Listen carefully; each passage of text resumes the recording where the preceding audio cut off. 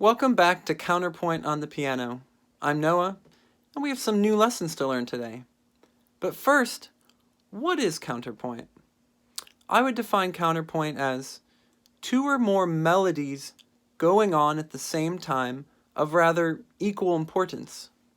And I think it's something that we can learn to do on the piano without knowing too much complex music theory, because we start with very simple concepts and we can always make them more complex depending on our ability.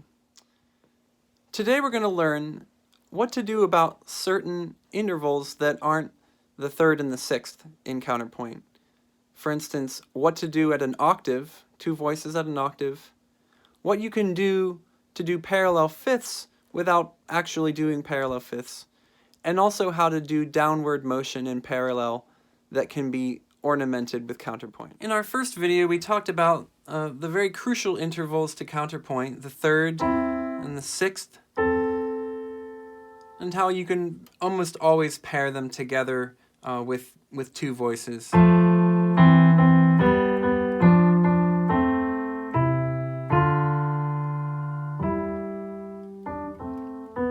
And connect the dots between them to get more of a singing melody to your voices. Now, a tricky interval in counterpoint is the octave, or two octaves, because in counterpoint we want independent melodies that still sound good together. So the octave is really kind of the same sound. They're both C. And so what we want to do if we arrive at an octave or we're at an octave and we need to know where to go next, we generally don't want to go in the same direction, either up or down, because it'll sort of ruin their independence. And so what we want to do is go in opposite directions, either outward or inward. By step like that is the easiest. And we call that contrary motion, as opposed to parallel, because contrary motion will obviously make them sound like they're separate things.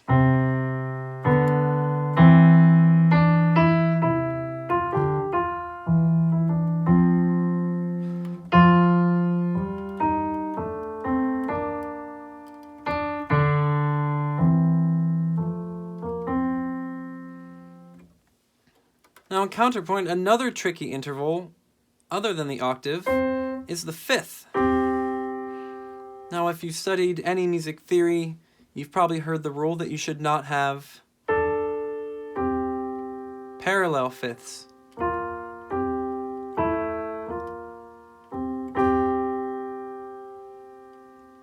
Because it makes them sound too much like the same kind of sound.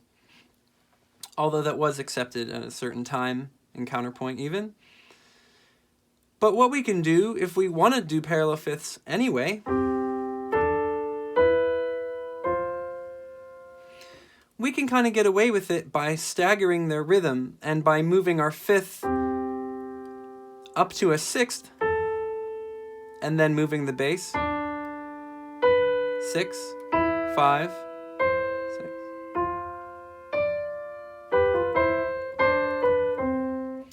To give it more counterpoint, we can kind of connect the dots or embellish or elaborate from going to our different steps, because on its own it's a little bit bland.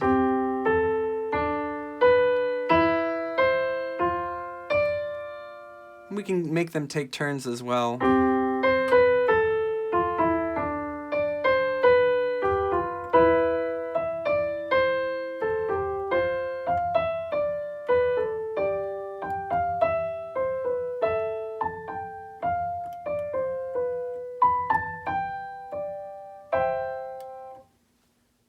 One more rather simple thing we can add to our sort of parallel fifths going up, that's rather easy to give it more fullness, would be adding a sort of third voice to the texture instead of having just the two voices. The easiest thing would be to add a third above the lowest voice, which is just going to be going up, and you have a nice 3-voice texture.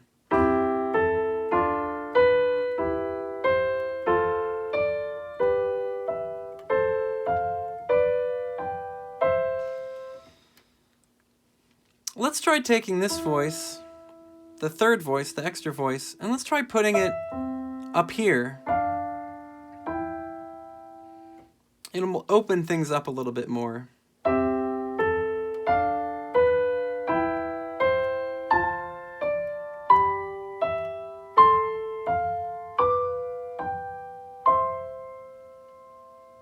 You can experiment with a lot of different things like that.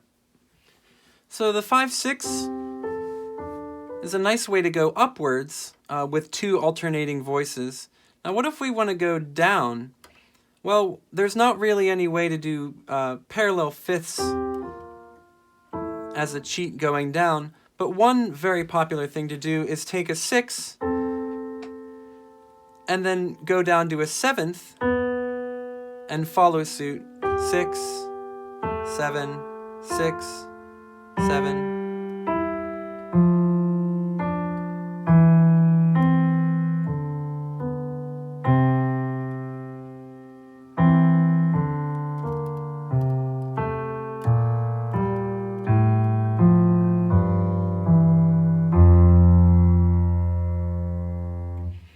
And we can elaborate that in all sorts of ways.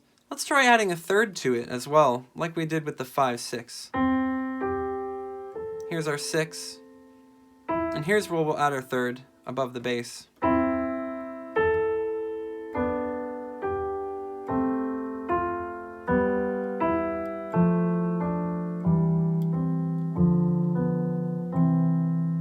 Let's do what we did before. Let's add it above the 6, 7.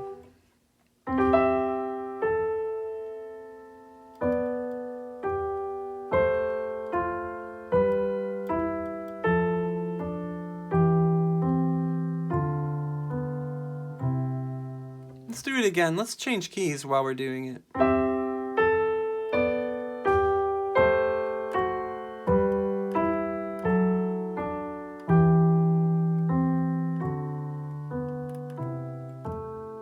Oh, it's going on forever. There we go. To round things out, let's do an improvisation that uses the octaves and going in contrary motion, the 5/6, and the 7/6.